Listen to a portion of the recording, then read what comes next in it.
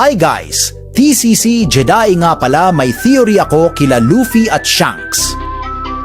Nais ko lang ibigay ang aking mga saloobin sa hinaharap na muling pagsasama nina Luffy at Shanks.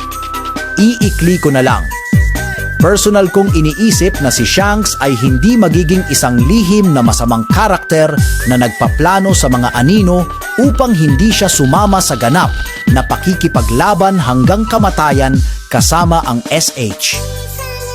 Gayunpaman, sinabi ni Luffy kay Shanks noong bata pa siya na mag-iipon siya ng mas mahusay na crew kaysa sa kanya, kaya paano nila ito aayusin? Isang Davi backfight. Bakit? Dahil ito ang pinakamalaking bahagi ng kulturang pirata na nakita natin sa mundo ng OP at ang tanging paraan para mapanalunan ni Luffy ang bagay na gusto niya kay Shanks. Babalikan ko ito. Kaya't pagkatapos ibalik ang Straw Hat kay Shanks gaya ng ipinangako, hinamon ni Luffy si Shanks at nangyari ang Davy backfight.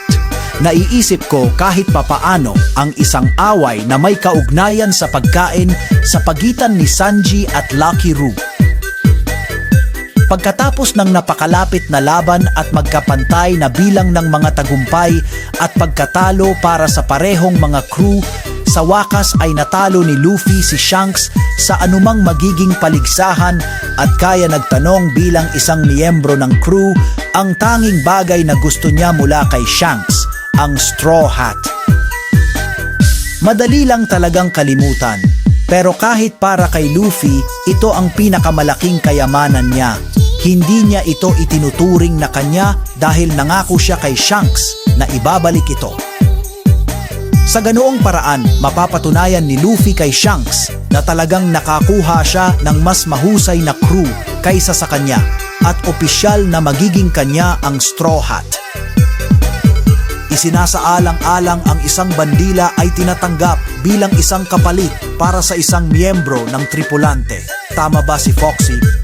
At ang kahalagahan ng dayami na sombrero, ang mga pirata ng SH na walang straw na sombrero ay medyo kakaiba.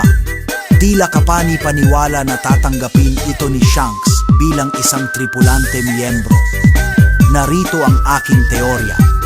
Siyempre, ito lang ang interpretasyon ko at ang kanilang muling pagsasama ay maaaring maging ganap na naiiba, ngunit maaari itong mangyari.